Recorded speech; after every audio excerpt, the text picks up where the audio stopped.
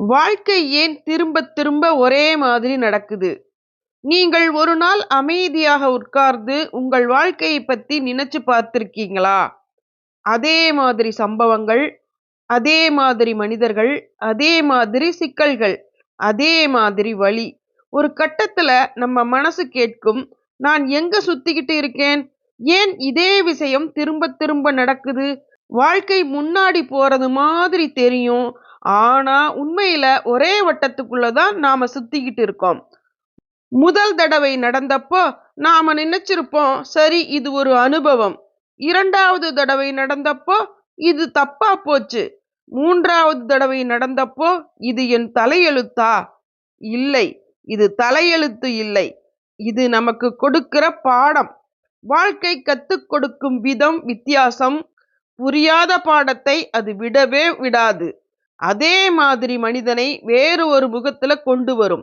அதே மாதிரி வழியை வேற ஒரு சூழ்நிலையில் கொடுக்கும். ஏன்? நாம் வெளியிலே தேடிக்கிட்டு இருக்கோம். ஆனா மாற்றம் நடக்க வேண்டியது உள்ளுக்குள்ளார. நாம் யோசிக்கிற விதம் மாறல, நாம் எதிர்பார்க்கிற விதம் மாறல, நாம் நம்மையே மதிக்கிற விதம் மாறல. அதனால்தான் வாழ்க்கை ஒரே கதையை வேற வேற வேஷத்துல திரும்ப திரும்ப காட்டுது. வாழ்க்கை கொடூரமாக நடக்கல, பொறுமையாக கற்றுக் கொடுக்குது. இன்னும் புரியலையா? இன்னும் விழிக்கலையா? இன்னும் அதே இடத்துல நிக்கிறையா?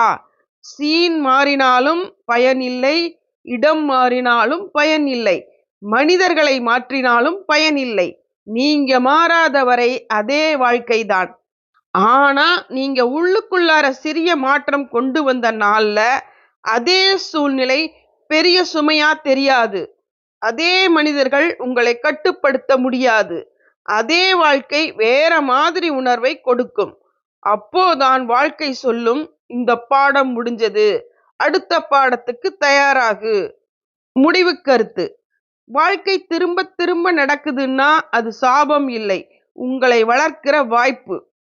இந்த வார்த்தைகள் உங்கள் மனதை தொட்டிருந்தால் லைக் பண்ணுங்க, ஷேர் பண்ணுங்க, கமெண்டில் உங்கள் அனுபவத்தை சொல்லுங்கள்.